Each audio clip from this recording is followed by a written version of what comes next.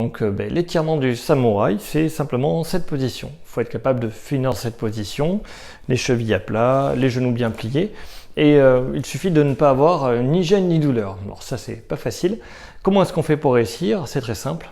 Pendant plusieurs semaines, il va falloir tenter de prendre cette position. Pour réussir, je commence ici, là où je peux. Je peux mettre un tapis, je peux mettre des petits coussins sous le genou si j'ai mal à la rotule. Et l'idée, c'est que progressivement, je vais chercher en reculant les fesses à trouver une douleur. Lorsque j'ai la douleur, je vais attendre 45 secondes et si je ne bouge pas, la douleur va diminuer.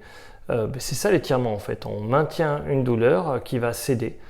Et pour poursuivre l'étirement, pour continuer, je vais rechercher cette douleur et la poursuivre, la suivre et attendre que progressivement ça lâche. Alors, je n'y arriverai pas en une seule fois, mais à force de répéter ça sur plusieurs jours, je serai capable de regagner la souplesse qu'il me faut.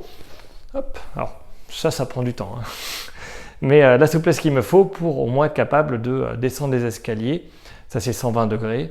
Voilà. À 120 degrés de flexion du genou, on peut à peu près tout faire, sauf courir rapidement, mais sinon on peut à peu près tout faire.